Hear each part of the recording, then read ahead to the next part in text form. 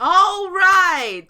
After who knows 10 minutes of goddamn troubleshooting, we are live. Hello everyone. I am your lazy but not lazy loving anime misfit Shannen here for another episode of Community Corner, the podcast. With me today is my channeler of chat and man with no arms or legs, Lamp. Hello. And for this month, we have the warrior princess herself, the one, the only, Zenith. Zenith. Woo!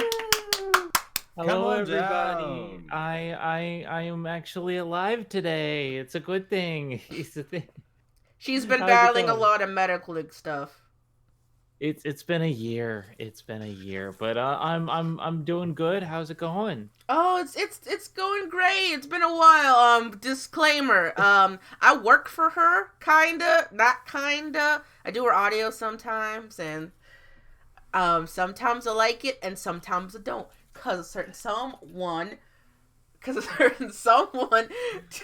has issues with not pausing when their cat gets involved. Cats are important. Hey, you know, Kana and Chiaki like to be involved in the show, and so I just keep going. It beats the last one I did that had two people. Don't get me started on that. You did a good job with that, but the History of One Piece one was probably the best. Oh! What was that, like an hour long? I mean, the Saw one was more because it was two people, so, but like, History of One Piece. Oh, there's so much stuff. I get it, but man, Anyway, so, Zenith, tell the good people who you are, where you come from, what type of plants you like. Hello everybody, I'm ZenithWarriorPrincess. I do stuff on the YouTubes. Much like the mistress, I don't really know what I do. I kind of do everything.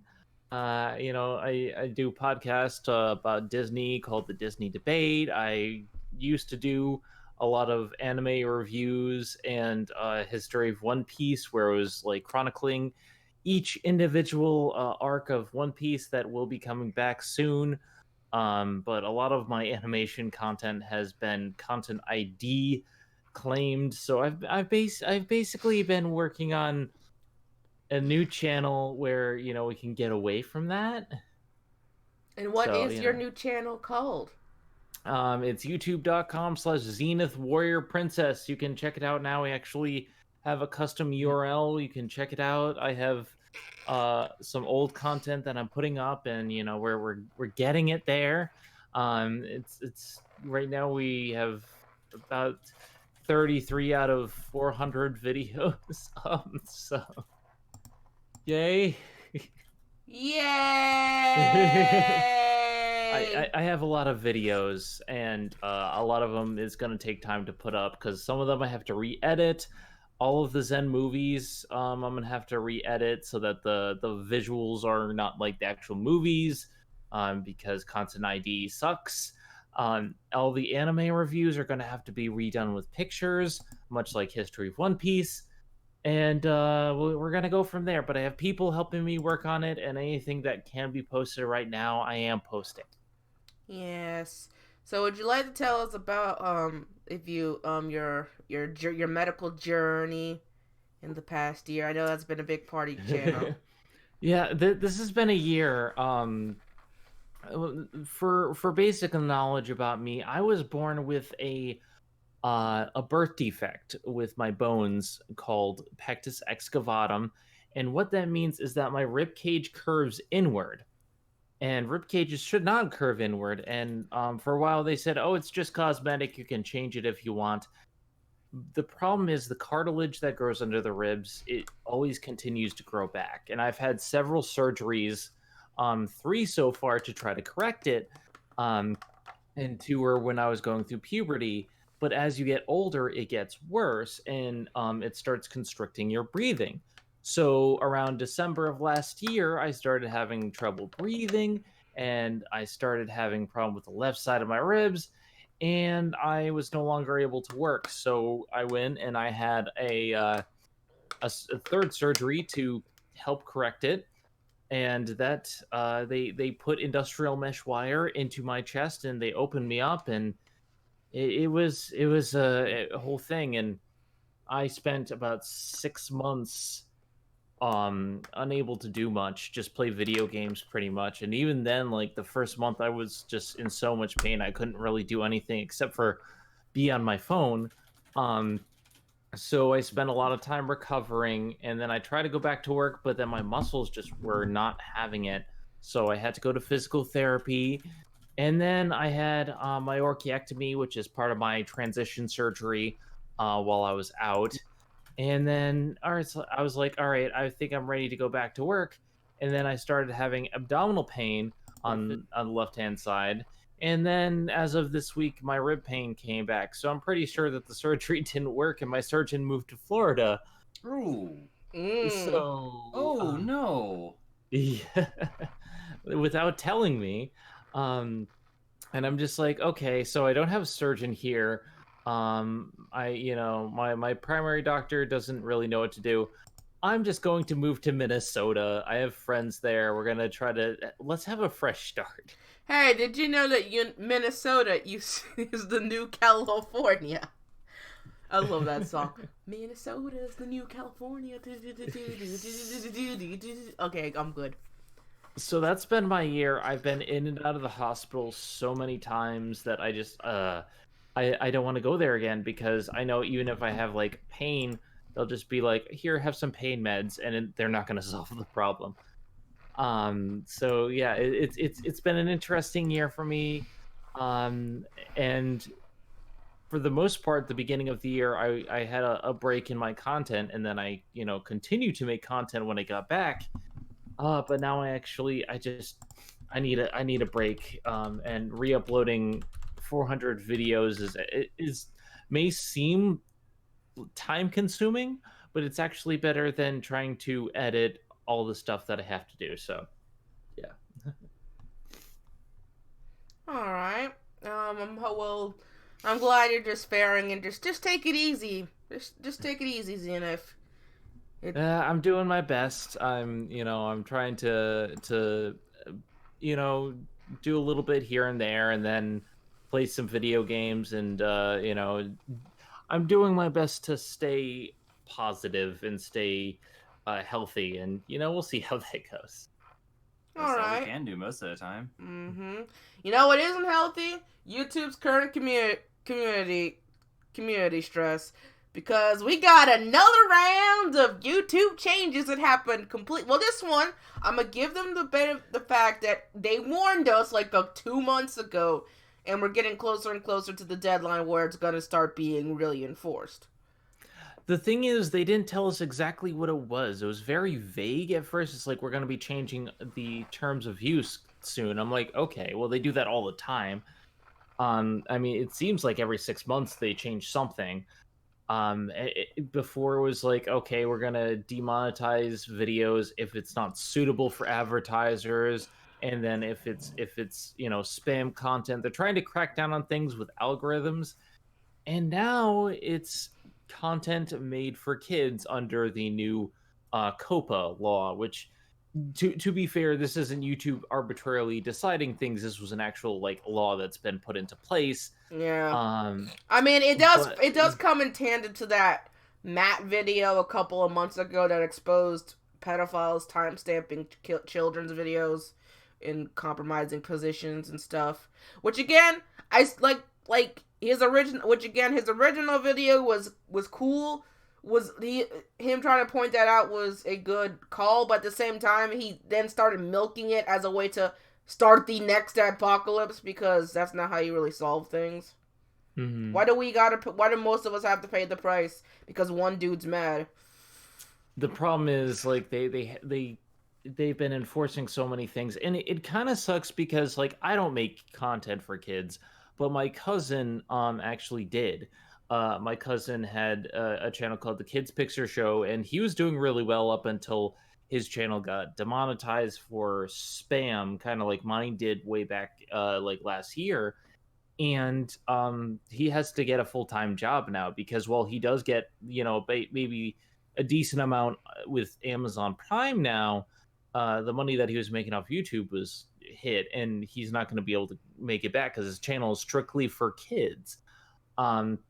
But then on the other hand, I do see what's going on. The kids community, and I tried this, I think a while back. It was like maybe 3-4 years ago. I tried to do what he did. I didn't really go through with it because I didn't really like it. But the kids network on YouTube is some of the biggest cesspool of crap that you have ever seen, and they needed to police it. And so to a certain extent, I can see why they would have to regulate things for kids because they were making money off of these clickbaity horrible things. At the same time, it's kind of bad for people who post a little bit of both. Which brings me to my main top, which brings us to our neck of the woods, and the reason why I titled the live stream like it is. Many people, including myself, are fearful that with the act of the Coppa Act, where even if you make your regardless of what you put your channel settings on for your audience, that the bot will just detect anime and therefore all of animation content for kids, even if you plainly made it aware that it is not for kids, because the stigma, all animation is for kids. I mean, you could say that, but thus far, and I've been checking this constantly, I do stuff about Disney. I have not been hit currently, and I've marked my stuff as not for kids. I think it really depends, because I know some people who have been hit who didn't set it. They set it to each individual video, and it has been weird in that case, where I've seen Five Nights at Freddy's has been claimed as made for kids, which is weird. No, I don't see that that made for kids. I don't see that as very weird, because if someone's really out of touch, you see, it's technically Five Nights at Freddy's is not for kids, but to the average casual fan who's never heard of it, there's so many toys of it that it'll confuse somebody out of touch. Maybe from the thumbnail, maybe from certain things in that regard. So I have seen in that specific example, this is a person who didn't set his entire channel to not made for kids, because he does make some kid content, but he does also make content that's not for kids. I just took the benefit of the doubt. I don't even care about the money personally, because as I said, I'm moving everything over to my new channel, ZenithWarriorPrincess, and you need 1,000 subscribers and 4,000 watch hours, and I'm 100th of the way there in 3 weeks. So I'm not worried about the money right now. Which, by the way, they changed the rules on that again. Oh. Wait, how? They don't, it's now 4,000 active hours. And they're not counting unlisted videos, they're not counting unlisted, they're not counting private, they're not counting removed videos. So if you remove, so unlisted stuff doesn't count anymore. But it is pretty simple, because I'm actually looking at it right now. If you go into your tab, you can actually see a meter of how close you are to it on your studio. And honestly, it's not bad, because in 3 weeks, I have about 40 public watch hours, which is, out of 4,000. I don't think that's bad. A lot of my content is an hour long, and once I get History of One Piece up there, I'll be fine. But again, the thing is, I don't really care about the money. I'm doing this for fun, and I just want people to see the video. So that's the big thing. That's why I'm I'll just put it all as adult. And I'm not making money off of... I didn't make anything off the Saw video and the Meet the Feebles crossover with Hagen, because it was deemed as not suitable, and that's because they don't care for horror content because of gore. So you kind of have to know that going in. The bulk of my money I make with Patreon, and even that's not that much. I make about $35 a month or something like that via Patreon, which I mean, I don't, that's decent. Again, I do it because I want people to see my content and I enjoy doing it. And I've wanted to make history of One Piece forever. I will get to Opus one day. It's kind of a shame for people who do make stuff specifically for kids and it's their living. People who do audiobooks and stuff like that. And now, go ahead. Sorry about that. Yeah, it's just a shame. I wish there was another way. But right now they're trying to turn YouTube into television. I mean, there is another way. They said in a video to explain it that they're going to be investing like millions of dollars into the YouTube Kids community. Essentially, they're going to try to contract people to make content for kids. To try to offset people, to try to keep people from just not making content for kids. That raises a problem in of itself, because YouTube was built as a community of people who didn't want the restrictions of television, and so they could make any content that they wanted. And now it's becoming more and more like television. And if you contract people to do it, they're going to have a specific guidelines of what they want. And I guess it could work, but for me, it's like they have so much investment into people who are big on television now. Like Last Week Tonight is very big, but there's also like, anyone who has like celebrities are getting big YouTube presences right now. And it seems like what they're trying to do is, we want to compete with television. We want to be the next thing that everybody watches. And a lot of the little guy is getting put down. And it's like, I don't personally mind, because, I was never really making much money to begin with. And I'm just doing this for fun. Fuck you, Toei. I'm just trying to do this for fun. Fuck you, Toei. And the way you take stuff from the anime community.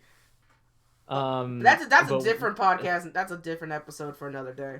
But once I actually finally get History of One Piece up, I'll be fine. I'll be happy. I won't even care. I wouldn't care.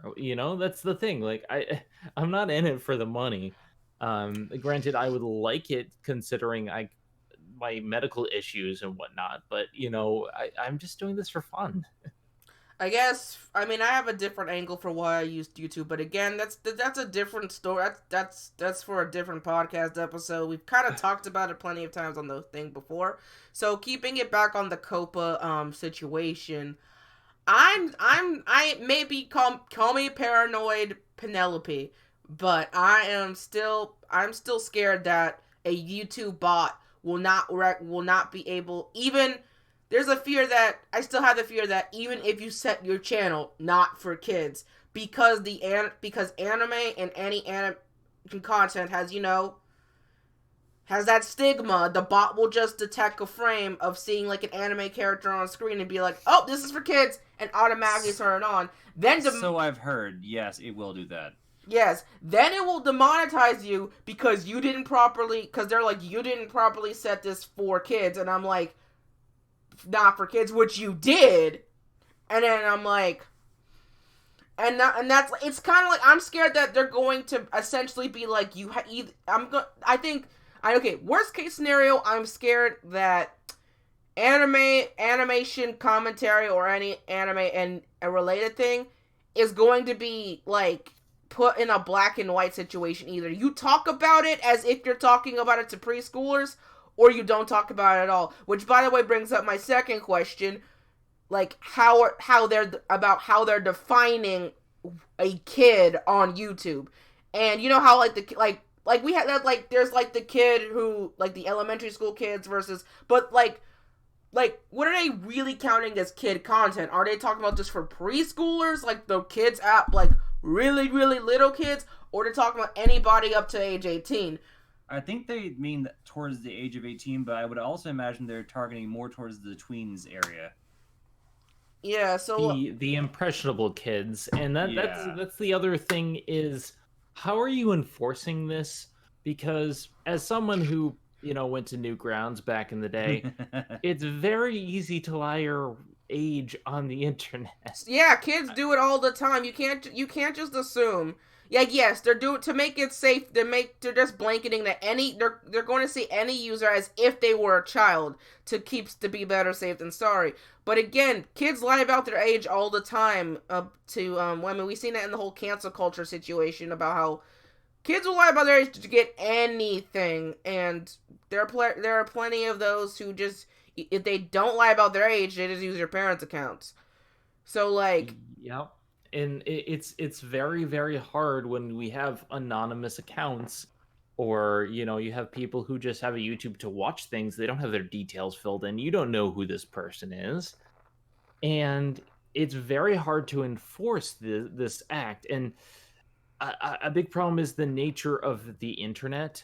Trying to get laws passed to protect things doesn't always fly on an internet platform like YouTube, where you can fool the system very easy. I think while they know that, I don't think the rule is passed necessarily in good intention. They're just doing it because they want to seem like, oh, we have to protect the kids, even though they're actually not meaning anything behind it other than just, oh, look, we're being good government. I mean, with the influencer culture, and I hate the term influencer, by the way, but like I prefer content creator, but everything's about influencers now, like PewDiePie and the Jake and Logan Paul, like these people who have so many people watching them, they're considered influences to little kids, and they want to protect the children without actually protecting the children. Exactly. I know, but then because and since this is a podcast about smaller creators, like we as smaller creators, especially in the anime and animation community, are heavily taxed by the rules double time, while those with bigger numbers are essentially the bourgeoisie. They can get away with it as long as because they have the numbers, they have enough clout to pretty much will themselves. And that's what I'm like, and that's the thing. Logan, it's pretty, everybody and their mother knows Logan and Jake Paul make their content have a mostly kid audience. So how are they going to be fairly? Oh, they're not. And that's the thing, they're not, because they make the big enough numbers to give YouTube a lot of traffic. And like, well, they do more and more stuff to make it so that there's no small creators can't even rise up anymore. I mean, again, I'm not going to get too much into this topic because we've talked about it before, but I do see why they made those rules about monetization. But when you add on new policies like Coppa, it just makes things a lot more confusing. Like, the only thing I'll give them this time is that they gave us like a couple of months. They normally don't do that. They have like so many layers now, and coming from someone who just created a new channel, again, you have to, in order to get a custom URL, you have to do a certain thing. And every little thing they do does have a kernel of something in it, like the custom URL, so that people don't, spam and steal them. I can understand that. Makes sense. But, trying to brand yourself is a big thing, and it takes a little bit of time. And then the monetization and super chat and all these other features, you have to work your way up, and it does feel like a hurdle every step of the way. Granted, once you get a community of people, and I mean, I've been doing this for 9 years as of November 11th, 2010. Oh, congratulations! 9 years.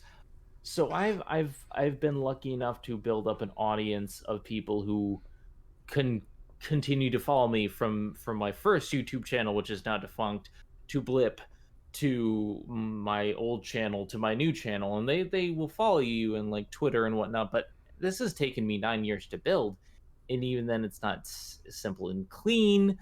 It's not the way you're making me feel tonight. It's hard to let go. Yeah, I mean, then again, like, is it better? Is it better to have a channel with a large subscriber base? But, because like again, most people who watch channels nowadays aren't even subscribed to you. It's a very normal thing how like even like channels that have 100K, they'll tell you in their analytics that like a good 80% of their people that subscribe to them don't 90% of their traffic doesn't come from actual subscribers. And that's the whole thing with the whole... At the same time, the subscription doesn't mean anything anymore. You have to click the bell, and they don't give you numbers for the people who have the bell clicked. Yeah. Which is... that's true. It's like, I kind of wonder about that. For my thing, it's when you have to market your channel. I use Twitter, Tumblr, Facebook, everything to get the word out. And even then, sometimes it's just random people stumbling upon it. Reddit's a good thing too, but even then, it's... What's that? Amino's good too. I haven't used that. I don't know. Our channel has Amino. It's a phone social media for all nerd type of stuff, and and they just like a couple of months ago released an open sign up for content creators to make content for money. I mean, the catch is you have to make $100 first to actually withdraw that money, but it's essentially an Instagram for nerds, and it's a good way to promote your channel. It's an okay. That's not bad. I mean, like, I have a Discord, I have a this and a that, and I stream on Twitch and whatnot, but it's a lot of work that you have to put out yourself, and that YouTube is not really helping you with. But at the same time, I feel like YouTube sometimes masks how well you're really doing. Because sometimes they like have a 3-day window, and then you'll like update with a bunch more views and whatnot, so you can't always see it in real time, and even the analytics aren't always perfect. The way I see it, I have a very good community who interacts and comments, and who on both like Twitch, Twitter, and Facebook, and in my Discord, so I know how they're viewing my videos, and I take that as how things are doing. If people voice concerns, then we can go from there. But if it's just like, you know, nobody watching the video, I still have my community of people that I can check with. I would much rather have a tight-knit channel than a huge channel with hundreds of thousands of subscribers and nobody's like doing anything on the channel. Yeah, I've heard that a lot too. Like, it's a lot easier to have 10,000 subscribers, but a like dedicated following that has a good Patreon, than someone with bigger subscribers but barely any like community interaction. And I mean, that's kind of something I had when my One Piece content was really popular. I had, you know, I on my old channel, I have about like 22,000 subscribers, but it was all people who wanted One Piece content and weren't watching the rest of my other stuff. So it's like, it's a give and a take. I completely also, pardon me for... You got to pardon for a second. My computer decided to shut down randomly, so I'm on my phone right now, so I can monitor chat when I actually get back to my computer. If there is a chat. I'm monitoring chat. No one's in chat right now, but I'll come back on my computer once my computer decides to reset again. Yeah, which brings me to a slight tangent about you know, starting a new channel in 2019. Crap! I just thought of it, and now it's gone. Let's see. No. What was I saying? Okay. I was saying how traffic may not be the best, but you kind of have a different mindset than say if you joined like before the new rules set. I'm fine with it it's much of a learning curve, and I'm just talking out of my ass right now because I'm trying to figure out what I was saying, and Zenith just said it. Well, it'll come back to me. We can just move on. It's basically when you have subscribers who only want one thing. You know, it's tough. You build a brand around yourself, and I'm unique in the fact that I have so many different things that I do.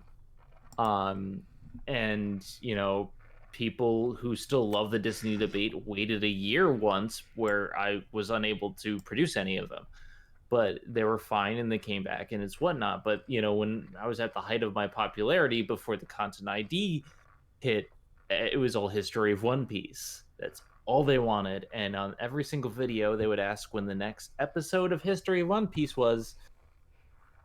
The answer is never. It's coming back. But it's just like you get these people, especially when you hit that range, who only want the popular content, who only want, oh, I subscribed for this. And it's like, I don't operate that way. Yeah. Oh, now I remember. It's about, like, I think the biggest thing will be about, like, taking, like, for example, technically, we as a channel, the Anime Misfit, hasn't posted an actual video in, like, 2 months. We're working on it. But, like, I noticed that when you're a newer, smaller channel doing that, like, it's kind of telling you can't take a break, and, like, they want you to keep making content, like, at least once a week. And at least for the anime and animation community, again, that got too painful. That wasn't a healthy thing. So, like, I hear people like Arcana gets constantly saying, "Oh, you only made so many videos this month." It's just like, guys, come on, we have lives, and we're human beings. We're not just gonna chunk out video after video for your entertainment. We can't do that. We're not physically able. And then there's some times where, like, if you don't post for a while, like, you'll be dead. The people posting dead channel, and it's just like you post the same time, same whatever.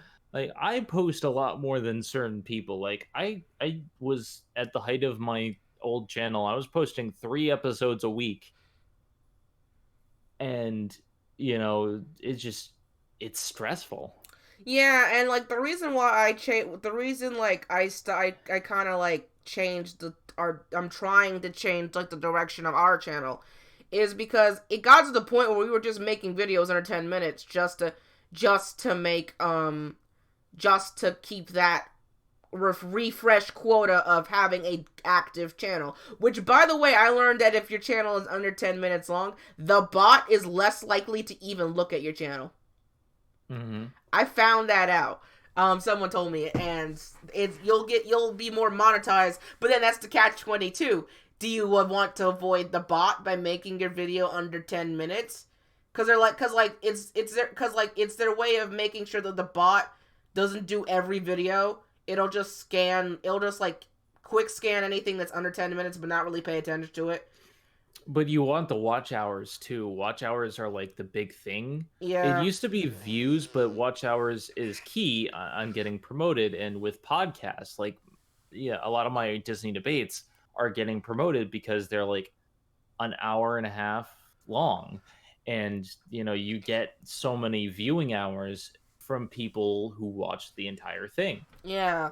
And then like, well, it also depends on if you unlist. Then again, they're like with the new rules. If you do a video live and people watch it while live, then that counts. But once it's unlisted, the views don't count. So I was thinking of whatever. So let's actually decide this might be a good time since there obviously is nothing in the chat to talk about another series I noticed you have popular before you got the new channel, your Ducktales. Yes, series. DuckTales. Ducktales.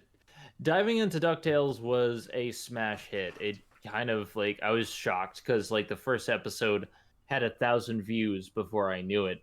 But that's, you know, because the new DuckTales series was incredible. It's fucking awesome. Yeah, and granted, subsequent episodes didn't hit quite that popularity once we hit season 2, But even still, like, this was one of my more popular series, and I enjoyed doing it, but it worked with the algorithm a little bit more. And, we would talk for a while up until the point where I couldn't do it for a while, and Cat and Doug took over, and they did fantastic reaction videos, which did really, really well too. So, I mean, it really took off. I was surprised about that. Mm-hmm. So, like, just to go on Ducktales, like, I love Ducktales, and I'm really, because when I was watching that whole Disney Plus thing, they basically said for Ducktales that they're just making it the Saturday morning cartoon mashup of my dreams. Instead of making... Which I'm completely happy with that. Yeah, instead of making making a show for every Saturday morning cartoon, they're just gonna put it all in Ducktales. And I'm like, that makes the most sense since they're technically interconnected. The funniest parts are like when they try to put Mickey in the show without putting Mickey in the show, because the golden rule is the Saturday morning cartoons are for the other characters to shine. So remember that shipwreck episode? Oh my god, those are like my favorite types of episodes where they completely surprise me. Oh boy. I was like, Donald talks like himself, but the moment he starts ventriloquism, he not only talks clearly, but like his impressions are that damn good. Speaking of that episode when he actually talked normal. I am the storm. I am the storm. Oh my god. Oh, I love that show. I love it so much, and I love... Oh, and the whole Darkwing thing! How they're incorporating Darkwing Duck in it. Oh, that was a good... It was such a great commentary on, like, art imitating art, and life imitating art, and how, like, this, because of the TV show, you created Darkwing. Like, it was just so good. Darkwing Duck was a TV show within the TV show, and then now it's becoming a real thing. And Negaduck is real. Yeah, the Negaduck thing is real. Oh my god. Oh, we lost Lamp. He'll come back. It's so great. Oh, I love it. I can see why your series got popular, because it's just that tight in writing. And, the whole thing is that, then again, like, with everything kind of being a streaming service now, At the same time, Disney Plus, I have it. Everything's at my fingertips. I was marathoning DComs the past 3 days, all the Xenon movies, Johnny Tsunami, Camp Rock. It was so much fun. And then you have the Star Wars films. You have so much at your fingertips. I don't know. I'm still on the fence if I'm going to get it, because I'm trying to curb it. I have Verve for my anime for Crunchyroll and High Dive, because I had to condense those. I have They have all of Boy Meets World. I'm watching it right now. Yes, Lamp is helping me with Netflix, so I don't have to use Netflix. But also my family just got a Netflix too, but I don't out of spite, I don't. The thing that I don't like about Netflix is that they constantly switch up the licenses for the shows. Like, they don't have How I Met Your Mother anymore. They have to keep switching it around. And the good thing about Disney Plus is most of that, like 95% of the stuff, is Disney. They don't have to worry about the licensing. And even like some of the movie licensing issues, they'll probably solve. Like, Disney owns a lot of stuff. It was only a matter of time in Netflix's defense. Once everybody saw how their model was doing, everybody was going to pull out to put their own, thinking they can put their own shit on their own platform, which isn't going to work. Not every channel needs their own service. Not everything has enough content. I think Disney is valid because it has enough content. To be fair, Disney has more content that you can probably watch in a year. If you And watch, Warner like, Brothers just putting all of their Warner Brothers content on one platform makes sense too. It's exactly the same thing. And Verb is essentially that for the little guys. Like, they have Rooster Teeth, they have Nick Splat, which is not very good as I hoped for. They have some things from old Nick, but not everything. Like, it's very select, and it changes out, and I'm really mad about that, because that was a good reason why I got Verve, because I wanted Nick Splat so bad. The way I see it, I prefer physical media, but if things aren't available on DVD, like, you know, there's a lot of Nick stuff, or there's a lot of shows that just aren't available, this is a great alternative, especially because I can have all the Star Wars films, I can start, pause, stop whenever I want, and I don't have to worry about it, you know? And the only reason I even acknowledge Amazon Prime Video is because I have Amazon Prime, which I give that one a pass. It's a bad service. Amazon Prime is bad, but I'm only giving it the pass because it comes with Prime. So it's not like EA where it's trying to do its own games when they only have a very few games, or it's not like what's another TV service that's trying to do its own thing but obviously doesn't have enough content for it. Is it HBO? That's not HBO. Streaming. Let me use my good old video computer. It's called a computer, Shannen. The video box, the fancy thing. Yes. In the future. Okay, Sling TV. Like, our house has Sling TV, which I think is something I've been trying to get my mom. My mom is one of those people that really loves just traditional TV, and I just got her to cut the cord for Sling. It's exactly like traditional TV, but it's on an internet service, so she doesn't have to worry about it. I think Sling TV is a good alternative for people who want that live TV. Or who want, like, Roku's good too, but like I have a PS4, so I don't really need that. Yeah, like for people who have PS4s, I mean, like, you have everything at your fingertips. Yeah, HBO Max. HBO Max, I feel like is not worth it right now.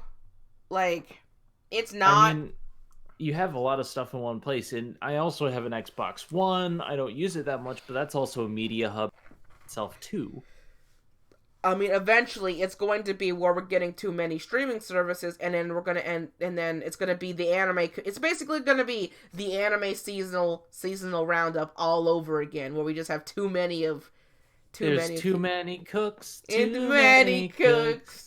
You want this one? You want to watch this one show? You better find this one streaming service. Oh, well, the other show? Here's the other streaming service. Pay for both a month. If they were all fighting in an arena, I think CBS All Access would go first. It has no real reason for being around.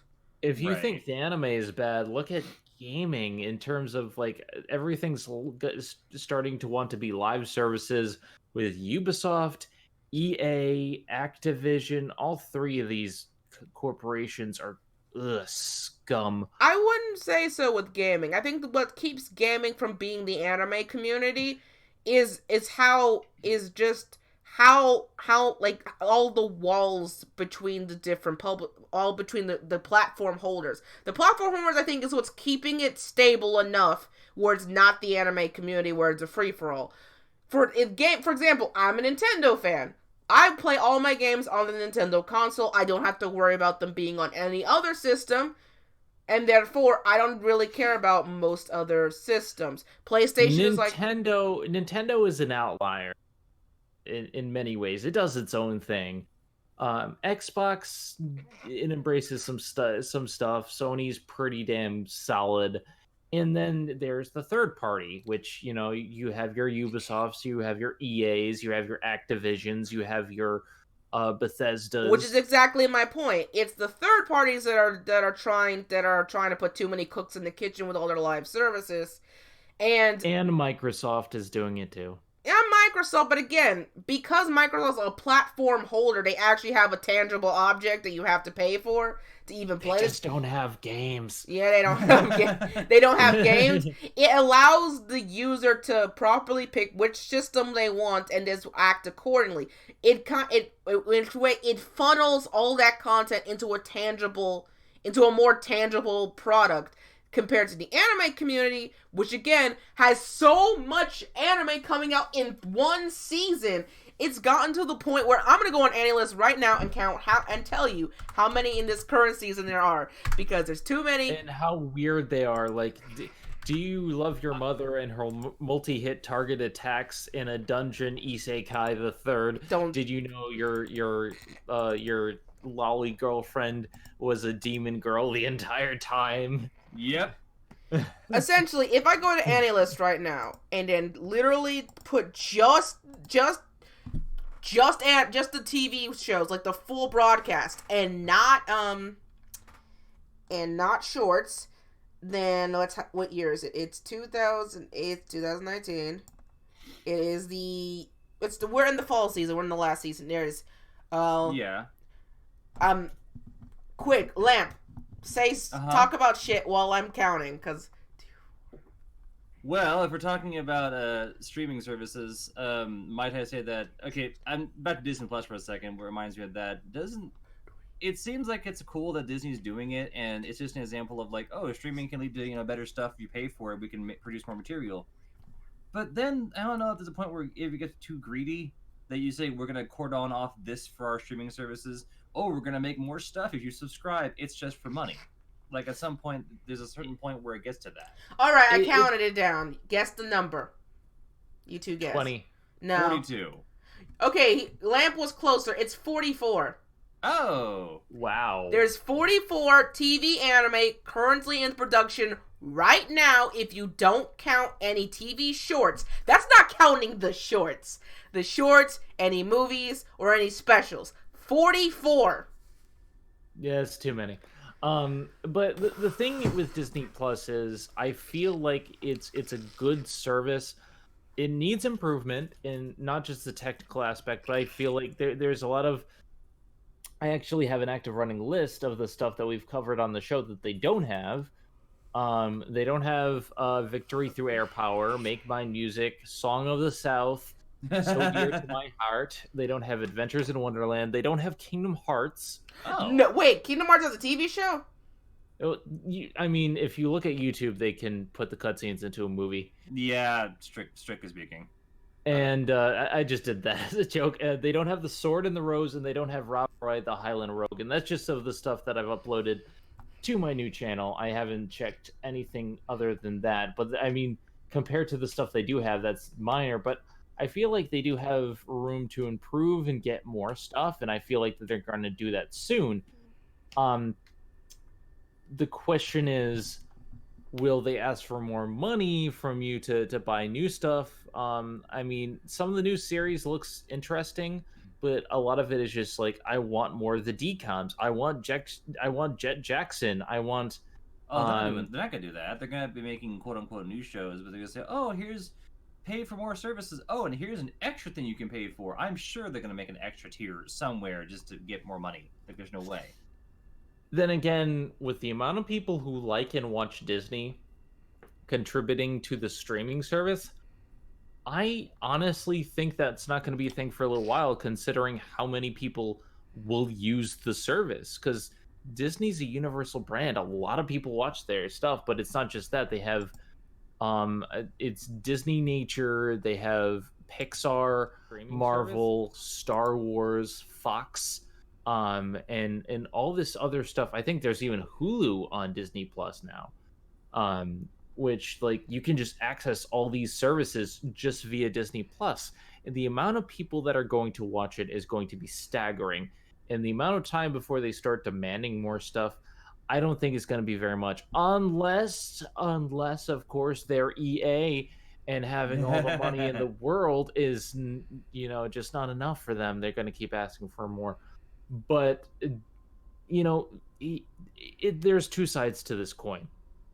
I love Disney. I love the products that they produce. I think they've done a great job with the Marvel Cinematic Universe, letting it still be its own thing and not really overly taking over when they acquisitioned it. I think the Star Wars, I like The Force Awakens a lot, and I thought The Last Jedi was great, but I think Disney does a great job of that. On the other hand, they're a huge corporation. They want money. Oh yeah, I mean, they own too much anyway. Yeah. They have everything, but they want more. It's like you're the EA of animation. That's basically what Disney is. They're gonna get Sony next. Mark Oh, my words, no. they want Spider-Man. I know they do. That's I the sad mean, part.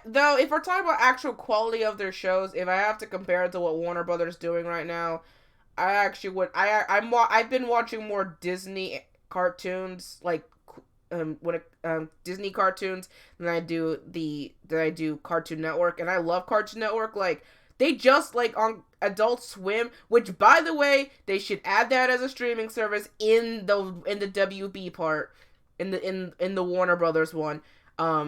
They have this show called Primal, which, if any of you seen it, it's a Genki Tartakovsky. It's his new work. It's about I've not seen it. It's about it's a show with no dialogue about a caveman and a dinosaur.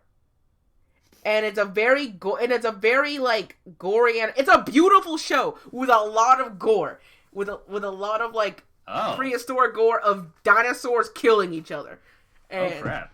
It's really ass cool, and you get some of those shows, but they're few and far between compared to Disney, who has some really good quality cartoons. Like they actually care right now, and honestly, I'll take that over what's going on with Disney Channel on TV. Oh god, Yeah. Disney Channel was abandoned a long time ago with stupid sitcoms. I don't know. I like a lot of their sitcoms. I like The Sweet Life of Zack and Cody. I liked it, you know. I mean, I did like it. I mean, I grew out of it, but it's better than it's better than what's on now, or I'm probably saying that old person of back in my day. I mean, also with that being said, the first thing I watched on Disney Plus was Muppet Treasure Island because Tim Curry. And there's a bunch of Muppet movies that they have there, and that's not technically Disney; it's just an acquisition, but still, it's so good. All the Muppets, man, they're still living. It's great. But and then Xenon, because I had to go, you know, make my heart go boom, my supernova girl. I just think that it's gonna come to head real soon about how many streaming services that everybody has, and it's gonna be down to who has the most content, who has the most quality content. The bubble's going to burst at some point again, much like the live services with EA and everything.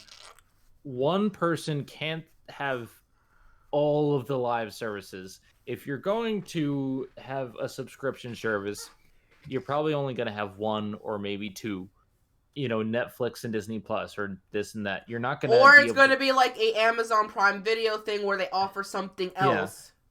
Yeah. And it's like you're not going to be able to spend all your time doing Final Fantasy 14 and Destiny and this and that. Like, you have to split your time. And granted, I love Final Fantasy 14, don't get me wrong, but after I got near the ends of Heavensward, I just had to stop my subscription for a few months to play other games because your life can't be tied into one thing. And then there's YouTube coming back, and the YouTube when they tried to monetize a while back, they've kind of made it quiet now that they still have a TV service. And yeah, their YouTube Red and their YouTube TV, which is live TV via from YouTube. Does anybody actually use that? I don't. Some people do. Some people use YouTube Red for the sole purpose of supporting creators, since they get more money from YouTube Red watchers than normal watchers who watch for free. That is true. I have noticed that on my old channel, but supporting creators is pretty much the only. But once Patreon became a thing, most people kind of changed course. Patreon has its own issues. Yeah. I like Patreon, but you have to make quite a bit of money before you start really earning it because they take a cut of it. And I thought, well, then again, you can't really put it in your taxes until you make $2,000 on Patreon, and I learned that a year ago. Yeah, it's very hard because Patreon is, they're starting to do sponsored things too, where you have to pay to get higher things, and it's all once once you have services that were originally for communities, they're going to want money to stay afloat. Oh, which is understandable. Didn't they have an old system before they grandfathered in like this new stuff? You can have like an old account that they had a lot more. I grandfathered into Patreon, Same. and to Twitch and a few other things. But it's like there used to be stuff like what was it called? It was a competitor to YouTube. It wasn't Vimeo. It was Vid.me. Yeah, vid.me, where they were actually very good about supporting creators. Problem was they had no money. They had no money. No one. They tried to reach out to people who would invest in them, but they ran into the same problems. Most of these investors wanted to make sure their ads would be on safe videos, which was the whole point of vid.me existing, to be different. No one wanted to invest in them because they were too small. And YouTubers, while they liked the idea, a lot of bigger YouTubers didn't want to fully put themselves in the show because they scared it wasn't gonna. And it didn't. And it fell through. And a lot of that problem is you're competing against a big company that has the money, that can deal with the lawsuits. But even without lawsuits and copyright and all this other stuff, you still need to make a profit. And there's a point where it's sleazy and there's a point where it's okay. It's hard to skirt that line, especially when you're just doing something for creators who want to put videos up. It's the Wild West. Yeah.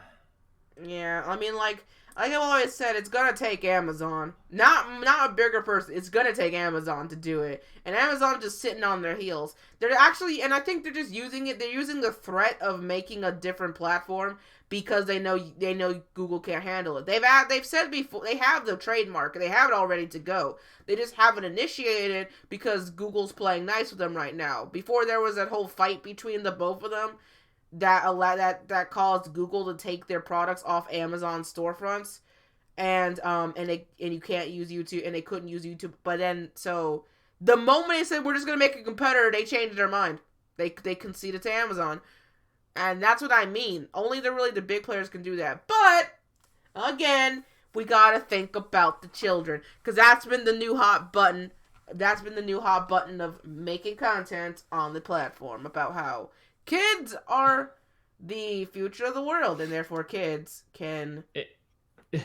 The funny thing is that you get demonetized if you have content that's not suitable for all advertisers, as seen with horror content. But now, if you make stuff specifically for kids, it's like you can't win. You get demonetized either way, and you don't have comments. You don't get a comment section if you have it for kids. Which I didn't know that part. I honestly think that's actually for the best, because comment sections can be a cesspool. My community is actually very, very good in that regard. I tend to delete any comments that are very offensive or that I think I just don't want on my page. But I've had very good community interaction. But you see on kids' videos, just there's a bunch of kids that young shouldn't even be commenting because they have bad punctuation and grammar alone. But even then, you get some of the worst insults because they're kids. They don't have filters. Right. As a comedian once said, kids are little Hitler. I feel like they should do more to wall off the YouTube Kids app even more. I just feel like it just feels like it's really easy for just a kid user to just go to the normal YouTube to do stuff when they don't want YouTube Kids. It's like there needs to be it's good for parents, I think, because I know plenty of parents, my cousin included, who their kid just sits and watches videos all the time to keep them occupied with YouTube, and they put them on repeat. So if the parents have control of the selection for up until age 12, fine. And once they start getting into their teens, maybe they can have more control over it. The problem is, how do you monitor whether or not that's actually the parents in control? And Right. It's kind of sketchy because you really can't monitor, like you said, the kids are lying about it or just go in like, oh, I'm old enough to watch this. It's Like I said, Newgrounds when I was in grade school. I saw a lot of porn back then. It was, I lied about my age. It happens. This measure is not really for the sake of being used well, but I'm just hoping that it at least, not necessarily for YouTube's sake, but for everyone else's sake, like maybe we should actually watch our kids. Maybe if this fails, and it's probably going to fail, then it might actually make parents understand that. It could. I mean, like the thing is, I feel like a lot of parents aren't either like YouTube inclined, so they don't really know what their kids are up to, or they don't know really how they care get until someone makes a headline that YouTube bad. Right. Like for example, two things that are related to this. One, some parent just found out that their kid was reading a manga known as Miss Kobayashi's Dragon Maid. Oh Got no! all up in arms because they realized, oh, there's boobs in this, and I'm like, where have you been? There's been boobs since Dragon Ball. So it's like parents not being in the up and up, but there's also a lot of parents finding out that their kids are spending $10,000 in microtransactions on FIFA and loot boxes and Battlefront 2. 2K20 that actually has a slot machine in it. But don't worry, it's not gambling. It's just surprise mechanics. Oh, surprise mechanic. Of course. Jim Sterling. So these are the things, like parents aren't savvy enough about the things that their kids are doing, and one can only hope the education would come with this. The problem is, I'm starting to get tired of the excuse that parents are out of touch. It's almost 2020. If you are at least a parent in your 30s or 40s, you should be somewhat inept. Be more aware of what your kids are actually doing online. You could say that. I mean, things have changed, because I remember back when I was a kid, my parents used to say, "Get off your cell phone. We're having dinner." Then I was a picture that my sister took of my parents all on their cell phones after a meal. So it's like, yeah, people tend to get on the up and up, but how many of them use YouTube? Like, parents use TV. My mom mostly uses Sling and Facebook. Like, if we're talking about, it's like, I don't think they're not with the times. I just think they're using different services, because we grew up with YouTube. We use it for the content, but they want, a certain generation wanted the TV shows, the package things, like the Law and Orders or their soap operas, which brings me into the whole thing of, like, with the advertisers. Someone made a good video about the hypocrisy that advertisers really don't care about what the video is about, as long as there's content to put your ad on. It's a billboard. It's like a billboard. But the truth is, the reason why the only reason I feel like they have to do something on YouTube it's for two reasons. One, to make it so that their constituents know they actually don't condone all the stuff that's being claimed to be on videos. And two, they want to have a piece of YouTube's pie, so they use it as a threat to have some leverage. Right. It's kind of stupid too, because if you look at actual, television ads, if you're watching TV, you get all these Viagra commercials. Yeah. Now the parents watching TV though, if you think Fox News, some of that is going to run a report about YouTube, you bet they're going to be like, "Oh no, this is bad." They're running Viagra ads on you, and I saw it on the news. They're running anti-gay ads. That's good. No, I really hate that they put Prager University ads on people's content. Yeah. Or LGBT therapy on coming out videos. That's a saucy one.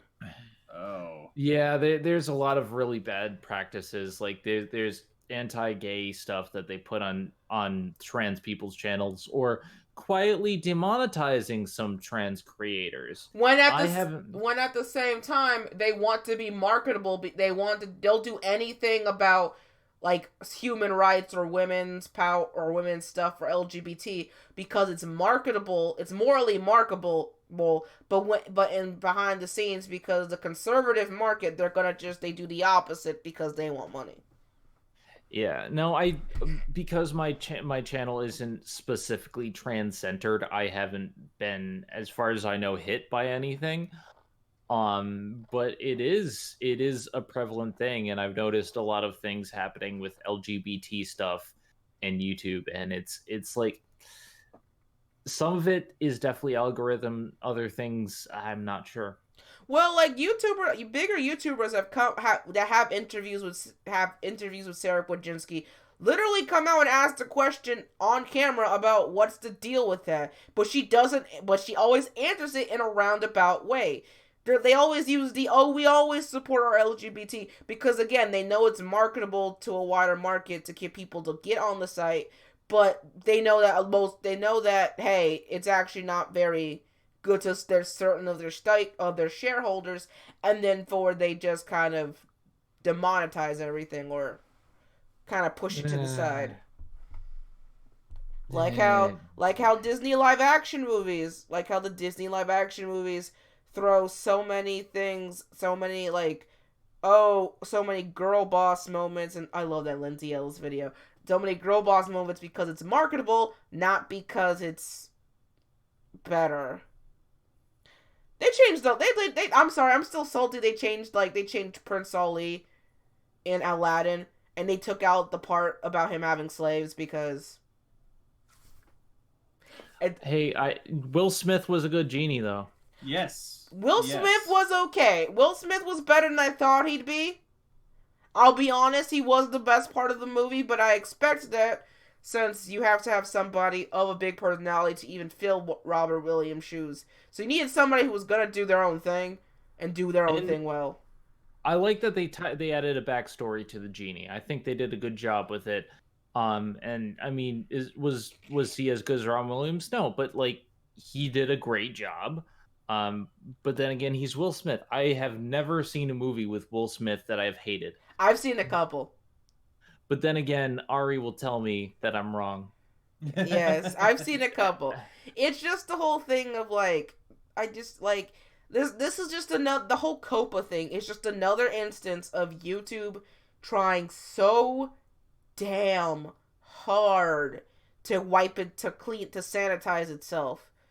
And while there are instances where it's a good thing, it's just becoming a depressing thing for the actual content creators that made this place special in the first place. Won't somebody please think of the children?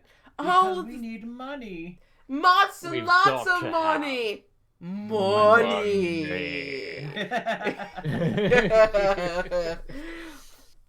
That Tom and Jerry movie, man. Why is that the one thing I remember from that movie? Because the guy was creepy as hell. Okay, so since it's been like almost an hour and a half, we have nobody in the chat. I am going to end this at 8:30. But so let's end this. Let's use the last 10 minutes to talk about Pokemon Sword and Shields, and that's on the thumbnail. Before I forget. So what's a Pokemon's? What is a Pokemon's indeed? So I got Shield today.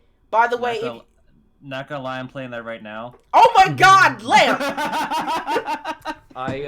I'm playing Gen 1 right now. I need to like actually play further than Gen 2.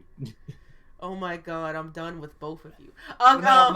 Now, my biggest thing about... Now, I will say, the fans of Pokemon are like, oh my God, they've cut down the graphics, they've cut down blah blah. Okay. It's a Pokemon game on the Switch, so people are gonna buy it because it probably looks better than they're gonna say, but they're gonna be picky about everything about it. It's like, just play the game if you enjoy Pokemon. It's not gonna kill you if your shadows are 2 pixels less. Like, oh my god, it's pixelated. Looks at Final Fantasy VII, right, like supposed greatest game of all time with the Popeye arms, and you didn't care about that. and then they're like, well, there's no national decks. Okay, but there's still a large amount of Pokemon here anyway. Do you want it 1,000 now? Do you need more, or do you just want to enjoy the ones they're making up now? Because from what I've seen, they're not that bad. The Wooloo is my soul. Wooloo. I like Score Bunny. I haven't picked my starter yet. I resorted to looking at the final evolutions to figure out, and I'm kind of leaning towards one now. But like, I don't know. Like, I've been on Team Sobble since the beginning. I always choose the water starter, but I want to choose something different because I always pick that. And like, I'm looking at Score Bunny a lot, but I always choose the fire starter. I mean, last one was Litten. And Litten, like, I chose Litten because I only played a little bit of Sun and Moon because I don't have any free time these days. But I went with Litten because I love cats, Fire Kitten. But Fire Bunny, at hashtag Bun Squad, plug. I mean, to be fair, I have subconsciously picked fire starters in all the ones, and I don't even know why. Like, I just kind of picked them in every game, and I'm like, fine, if I'm going to keep picking this by theme, it's going to be my thing. Fire it is. And it's basically, it looks like another, essentially Blaziken, but bunny form. It's just a fire type. I mean, it's a fire bunny. I like it. It works fine. But then again, I'm the kind of person who likes to choose every single starter, so I'll play the game 3 different times. I just really like Sobble's like a main like. What's the first? Is the first evolution? I just like Sobble. Sobble's cute. The mid evolution. Now that being said, my other goal in this game is to get an entire team of Wooloo and make them all puns on the word wool. Wooloo. Okay, so there's 2 different ways. I'm gonna make a Wooloo team. I'm gonna make it either a team of Wooloo Smith, Wool Smith, Woolum Defoe, etc. Or I'm gonna make their names in order. I shake my wool back and then I'm going to send them out in that order to die into another trainer, and I'm like, you got the joke. I don't care if I lose. I shake my wool back and forth. I shake my wool back and forth. And then it's like, I don't care if they're meant to die. I got you to waste your battle on these sheep. So if the team tries to steal the sheep, would that be a steal wool? I'll use my steel wool machine. I mean, I'm just finishing up Fire Emblem 3 Houses. I got like one more battle, and then I'm gonna take a break from it to start Shield. And I heard that one of the best things is that the quality of life issues are on top of things this time. Like, you can skip tutorials, and I'm like, I heard that, and I was like, ooh, skip tutorials. Yeah, like, there's a lot of good quality of life stuff, but then again, as someone who hasn't, like, the last game I completed in the Pokemon lineup was Crystal. The others I dabbled in, but I never really did much in. Like, as someone like that, I wouldn't really notice it much, but I play Pokemon to have fun, and catch them all. And now that there's like 1,000 of them things, that takes forever. Yeah, but you know why I chose Shield? That fucking Galarian Ponyta. That's what pushed me over the edge for Shield over Sword. Was that not in Sword? I thought they were in both. No, it's only in Shield. Oh shoot. Sir, the evolution of Farfetch is only in Sword. Oh. I love the Galarian coughing with the top hat. Yeah. Oh, that one was clever. That one was really clever. I like that one. But Galarian Ponyta was so beautiful. I was like, Shield. I'm gonna catch my name at Twilight Sparkle. That's it. I mean, do you have Sword or Shield, Lamp? I was given Shield only because my roommate and I bought the combo pack, and I said, pick the one you want, give me the other one, so I have Shield. My brother and I do the same. My brother and I really. That's what I like about Pokemon. You kind of comrade with your friends about versions and stuff. My brother got Sword, so I got Shield. Well, actually, no, I begged him to get for me to have Shield because of the Galarian Ponyta announcement. and I had to strong arm him for him to take sword. Because that thing is majestic. I want to ride one. I want to hug one. It's so beautiful. It was beautiful. Also, I am worried about the whole.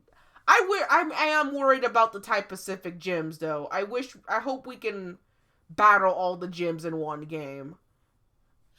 What I like about the gyms in this gen though, it seems they have a lot of character. I mean, the gym leaders. Oh, the waifu. Which one? I mean, Nessa. Oh yeah, Nessa's great. Yeah. And the fighting gym leader, and then the one with the side ponytail, and then, Oh. I lost touch with waifuing anything or anyone a long time ago. Just like, okay, there's no waifu I want to say is mine ever, but at least they look cool. It's all about the Nessa, but then again, I already have a wife. Also, Nessa's shoes, though. I mean, what?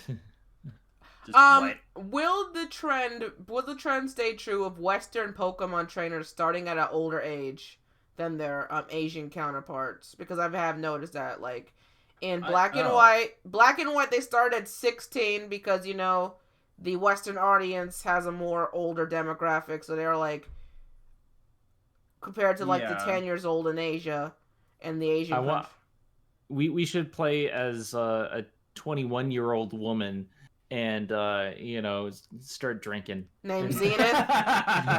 We should play a 21-year-old named Zenith. She goes to a bar. She walks into a bar. She sees just like a Ludicolo, just mixing the drinks. And as she gets drunk for the rest of the night, there it is, Ryan Reynolds, not dressed as a Pikachu, but dressed in one of those skin suits, a yellow skin suit, in the form of a Pikachu. Detective Pikachu. I saw a lot of Deadpool Pikachu at AWA. I want to be the very best. No one ever was. Oh, I love that. Oh, that was great. Oh. But yeah, I need to play more Pokemons. I'm excited for Sword and Shield, even if there's a lot of negativity. But I mean, I've been excited. I kept out of most of the news, so I wouldn't be spoiled. Yeah. It looks good to me. I like the Pokemons. I have a Pokemon on my lap. Her name is Kana. Oh, what's her stats?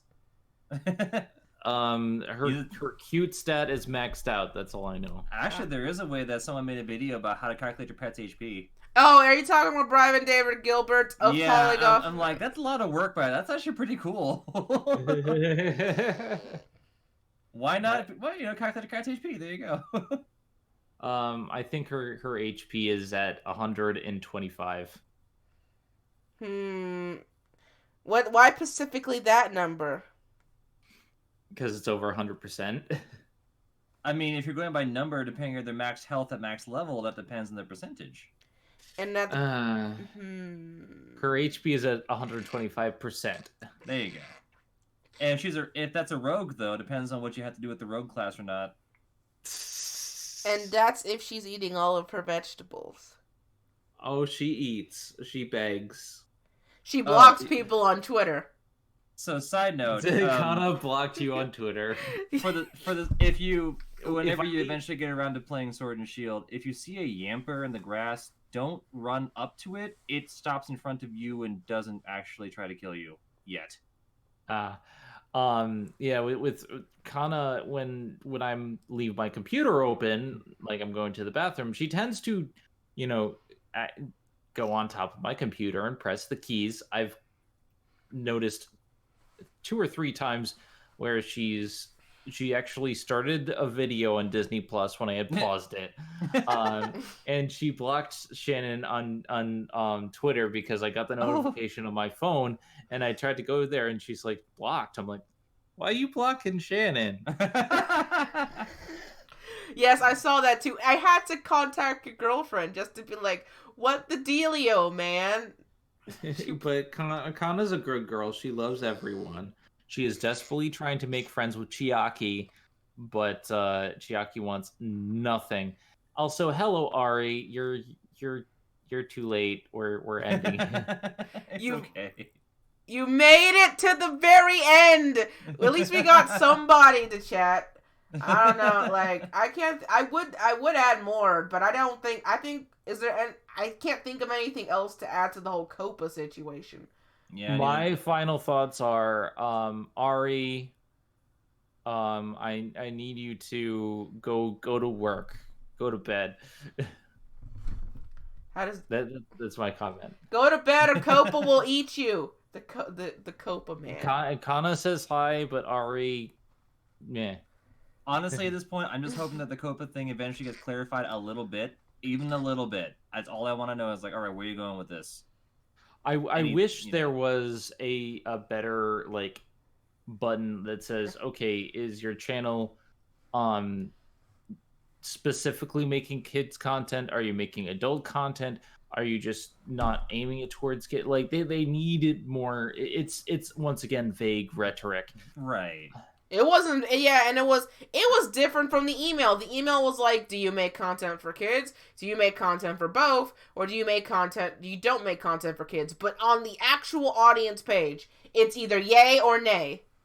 Oh, well, you could actually do it individually by video. A lot of it, though, you have to use the advanced, the beta version of the new uploads. You know, it's weird. I have checked it out. Also, Ari, I am your wife. First of all, get your damn sleep. Don't call me during damn work. I want you to focus, damn it, or I'll get mad at you again. I love you. Ooh.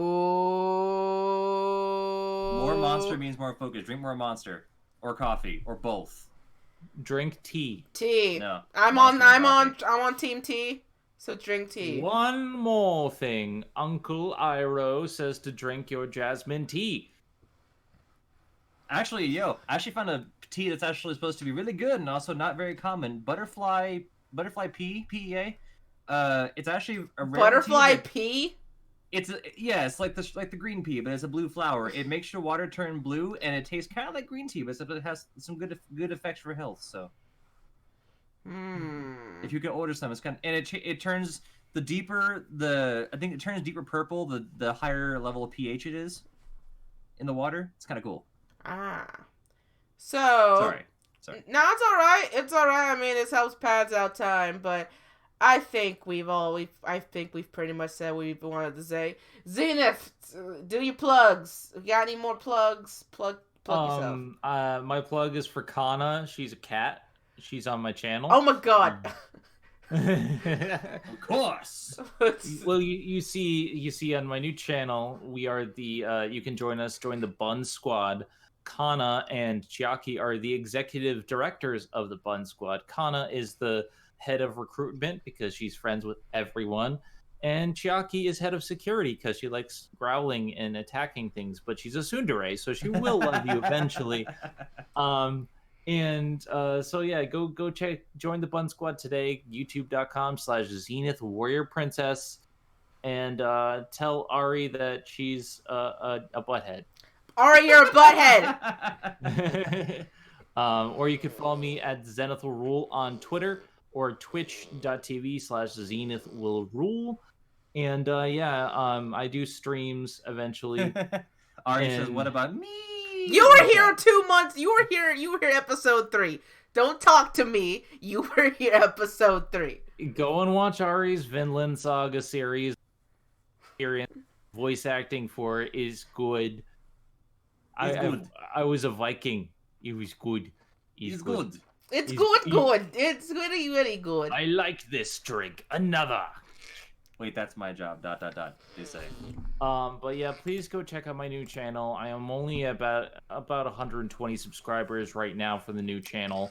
But help me grow, get more new subscribers. I post until I'm getting all the videos over. I post 2 to 3 videos a day because these are all old videos that I'm just pulling from my old channel. But yeah, so check it out. Please watch. Please like, subscribe, hit the bell for notifications, and don't forget to join the Bun Squad today. And Kana says, meow. And while we're at it, remember, now it's time for my turn. So, as for us here on the Anime Misfit, we are finally getting back in the swing of things. It's been 2 months. But hopefully you'll like our future content soon. If you like our stuff, don't forget to like, comment, subscribe. Do not hit your cat. Pet, rub your cat's belly, and all that good jazz. And more importantly, if that's the wrong plug, if you know of a passionate anime-related outlet that could use a shout-out, either follow me on Twitter at @amshannon and tell me about it with the hashtag Community Corner in the comment of this video, or somewhere on the internet, because it'll happen or on our Discord server. Because we are always looking for small anime and now animation creators to come on the show and talk about shit.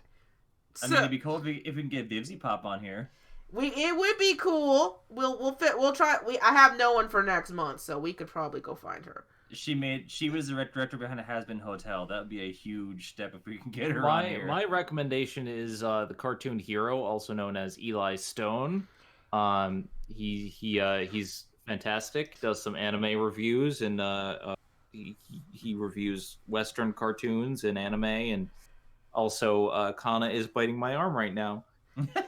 And with that, we will sign off for now. This has been the wonderful, your daily zany anime misfit. This has been Lamp. Hello. And Zenith. I'm signing out, and hopefully you have a nice evening. Tip your waitresses. I'll be here all week. No, you won't.